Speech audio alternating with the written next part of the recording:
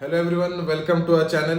हमारी जैन की monthly expiry खत्म हो चुकी है और 26 ऑफ जैन हमारा रिपब्लिक डे है। So happy republic day to all of you. और नेक्स्ट वीक में हमारी पॉलिसी है, तो ये 3 की फैक्टर इस वीक में है। और रिपब्लिक डे के दिन हम कुछ ऐसे स्टॉक्स को डिस्कस करेंगे जिनमें हमें लगता है कि एक अच्छा पोटेंशियल है और अगले साल तक उसमें एक अच्छे रिटर्न्स होने के ह्यूज चांसेस उसमें दिखाई दे रहे हैं। अभी हम हमेशा किसी भी स्टॉक को या किसी भी सेक्टर को मार्केट के लेवल्स के हिसाब से जज करते हैं कि अगर मार्केट ऊपर है तो हम सोचते हैं कि यार मार्केट यहाँ से नीचे गिरेगा और हर स्टॉक्स या हर सेक्टर में फॉल होगा।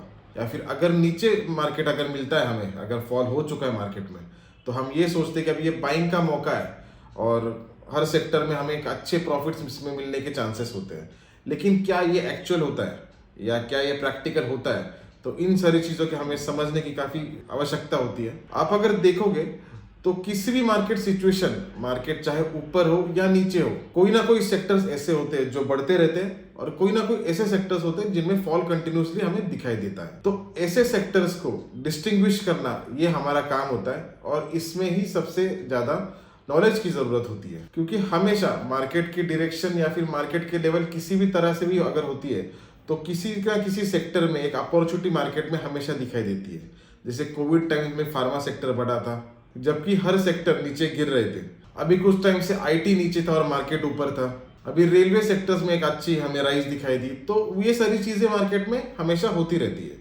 तो अभी हम आने वाले साल में कैसे हो सकता है और किस किस स्टॉक्स में पोटेंशियल दिखते हैं उनको हम डिस्कस करेंगे। तो हमारा पहला जो स्टॉक है वो है आईरिडा।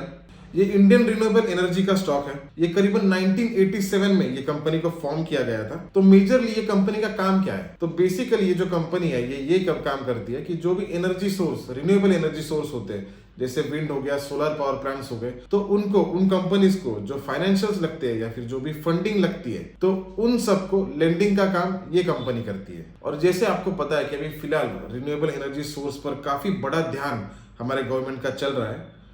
इसका रीजन बेसिकली क्यों ऐसा हो रहा है कि सब लोग रिन्यूएबल एनर्जी के पास दौड़ रहे हैं अभी फिलहाल? उसका रीजन ये है कि इंडिया जैसे डेवलप होते जा रहा है वैसे ही उसको एनर्जी की जरूरत और ज्यादा से ज्यादा उसकी लग रही है। और अभी इन जरूरतों को पूरी करने के लिए सिर्फ फॉसिल फ्यूल्स जो एनर्जी पूरी होती है, तो वो पूरी तरह से हमारे लिए एफिशिएंट नहीं है। तो उसी की वजह से हम अभी फिलहाल रिन्यूएबल एनर्जी के और भी ज्यादा से ज्यादा बढ़ रहे हैं। जैसे विंड एनर्जी हो गया, सोलर एनर्जी हो गया, तो ये सारी अन्य और चीजें। तो बेसिकली जैसे हमारा देश आगे बढ़ते रहेगा वैसे ही एनर्जी और हमें लगती रहेगी और उसी तरीके से ज्यादा रिन्यूएबल एनर्जी को प्रोड्यूस करने वाली कंपनीज की भी हमें जरूरत और ज्यादा से ज्यादा लगती रहेगी। और इन सारे कंपनीज को फंडिंग देने वाली जो कंपनीज है, जैसे ये आईरिडा कंपनी है, वैसे कंपनीज की भी हमें जरूरत ही पड़ती रहेगी। अभी कुछ ही दिन पहले करीबन राम मंदिर प्राण प्रतिष्ठा के दौरान नरेंद्र मोदी ने एक नई योजना को डिक्लेयर किया था, जिस योजना का नाम प्रधानमंत्री सूर्योदय योजना था। तो ये जो सूर्योदय योजना है ये एक्चुअली है क्या और इसका और आईरिडा का क्या संबंध है, इसको हम जानेंगे। तो इसमें बेसिकली इस योजना में ये था कि करीबन 1 करोड़ घरों के ऊपर सोलर पैनल्स लगने वाले हैं और इन सारे पैनल्स को लगाने वाले गवर्नमेंट लगाने वाली है। और इन सारों का पूरा जो एक्सपेंसेस है वो करीबन 1 से 1.25 लाख करोड़ तक का है। और इसमें अगर देखा जाए तो कम से कम 80,000 करोड़ से 1 लाख करोड़ जो होगा वो बैंकिंग की ओर से आएगा। बैंकिंग की ओर से आएगा मतलब लोन्स के मार्फत आएगा। अगर 80 लाख टू 1 लाख करोड़ का लोन्स बैंकिंग लोन से आने वाली है तो उसमें से काफी बड़ा शेयर आईरिडा इस कंपनी का भी होगा। तो उसके वजह से इस स्टॉक को अच्छा उसमें प्रॉफिट हो सकते हैं। फिलहाल में अभी अगर देखा जाए तो मार्केट नीचे गिर रहा था और ये जो स्टॉक था ये स्टॉक कंटिन्यूसली राइज में था। तो उसका यही एक रीजन था क्योंकि इस कंपनी को मार्केट या फिर इन्वेस्टर्स ऐसे देख रहे हैं कि इसमें और ज्यादा अच्छी इसमें ग्रोथ दिखाई दे सकती है। इसके जो रिजल्ट्स निकल के आए थे, रिजल्ट्स भी काफी स्ट्रॉन्ग निकल के आए थे। और जो फाइनेंशियल स्टॉक्स होते हैं उनमें जो बेसिकली जो सबसे बड़ी इंपॉर्टेंट जो न्यूज होती है या फिर इंपॉर्टेंट एस्पेक्ट जो होता है वो नेट इंटरेस्ट मार्जिन का होता है। तो वो नेट इंटरेस्ट मार्जिन जो होता है तो इसका काफी अच्छा निकल के आया है। तो इन सारों चीजों की वजह से एक अच्छी ग्रोथ पोटेंशियल इस स्टॉक में हमें लग रही है। दूसरा जो स्टॉक हमें लग रहा है वो है जियो फाइनेंस।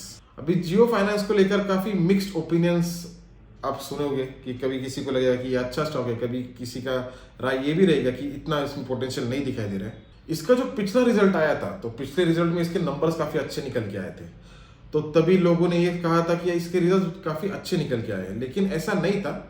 क्योंकि कंपनी ने काम शुरू किया नहीं था और उसके वजह से परफॉर्मेंस हमें दिखाई दे नहीं रहा था। और जो नंबर जो स्ट्रांग दिखाई दे रहे थे उसका बेसिकली रीजन ये था कि जो रिलायंस की जो डिविडेंड थे वो सारे उसमें मर्ज थे और इसके लिए वो नंबर स्ट्रांग दिखाई दे रहे थे। लेकिन इस बार का जो रिजल्ट इसमें निकल के आया है वो बहुत अच्छा तो नहीं, लेकिन एक सो रिजल्ट निकल के आया और उसमें नेट इंटरेस्ट इनकम जो है, जो फाइनेंशियल्स में काफी इंपॉर्टेंट फैक्टर होता है, वो एक अच्छे नंबर्स उसमें दिखाई दे रहे हैं। और तीसरी जो एक बात जो है इसमें, अभी ये जियो फाइनेंस जो कंपनी है, ये ब्लैक रॉक जो दुनिया की सबसे बड़ी एसेट अंडर मैनेजमेंट कंपनी है, मतलब मान लीजिए कि इस कंपनी के पास सबसे ज्यादा एसेट्स पूरी दुनिया में है और इस कंपनी के साथ जियो फाइनेंशियल और ब्लैक रॉक दोनों साथ में म्यूचुअल फंड में इंडिया में काम करने वाले हैं।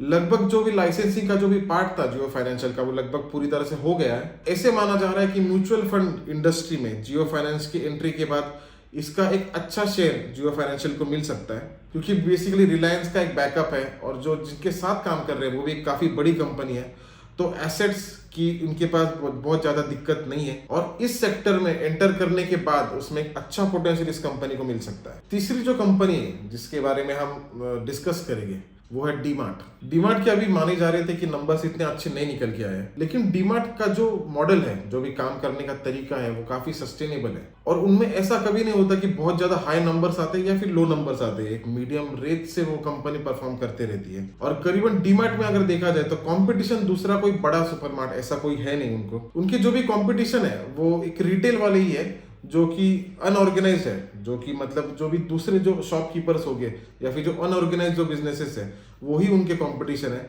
बाकी दूसरे कोई बड़े ऐसे जायंट्स इसमें है नहीं। और जो इनका जो ऑफलाइन बिजनेस है, जो मेजरली जो बिजनेस है उनका स्टैंड अलोन जो सुपरमार्ट्स का है, तो वो काफी स्ट्रांग दिखाई दे रहे हैं और कंसिस्टेंटली परफॉर्म कर रहा है। लेकिन उसमें जो ऑफलाइन बिजनेस है उनका, ऑफलाइन बिजनेस में कुछ हद तक हमें उसमें दिक्कतें दिखाई दे रही है और उसके नंबर्स कुछ वीक हमें दिखाई दे रहे हैं।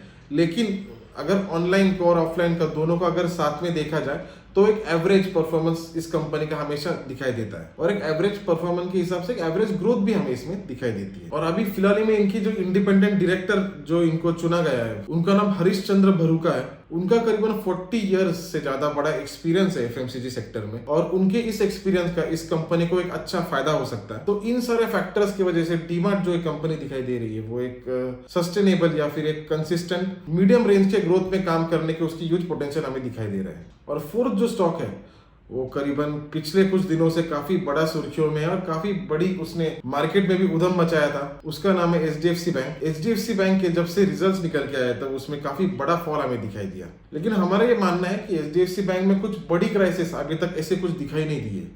क्या बड़ा कुछ उसमें स्कैम दिखाई दिया, तो ऐसा कुछ भी नहीं हुआ है। वो अभी भी सबसे रेप्यूटेबल कंपनी है और सबसे बड़ी कंपनी और सबसे ज्यादा ट्रस्टवर्दी कंपनी है। अभी भी अगर देखा जाए तो ऐसा कुछ नहीं हुआ है कि इस रिजल्ट्स के बाद में लोगों ने उनके करंट अकाउंट या सेविंग अकाउंट्स एचडीएफसी बैंक से निकाल दिए हैं। तो कंपनी यूथ परफॉर्म सही से, उनका परफॉर्मेंस अभी भी फिलहाल भी चल रहा है। इसमें कुछ न्यूज़ का इम्पैक्ट था और अगर देखा जाए तो इतनी बड़ी कंपनी अगर एक अच्छे फॉल में अगर मिल रही है तो वो एक काफ़ी अच्छी खबर है, क्योंकि ये एक लार्ज कैप बैंक है और एक बड़ी ट्रस्टवर्दी कंपनी है। और इसमें अगर कुछ हद तक एक फॉल दिखाई दे रहा है तो वो एक, मुझे ऐसे लगता है कि वो एक अपॉर्चुनिटी है। और जो भी न्यूज़ भी निकल के आई है वो कुछ एडमिनिस्ट्रेशन को लेकर ऐसे कुछ नहीं है या फिर कुछ ट्रस्ट के हिसाब से ऐसा कुछ नहीं है कि कुछ बुक्स में कुछ दिक्कतें थी या फिर कुछ टैक्स की दिक्कतें थी या फिर कुछ स्कैम की दिक्कतें थी। ऐसा कुछ बड़ा कुछ उसमें निकल के नहीं आया है।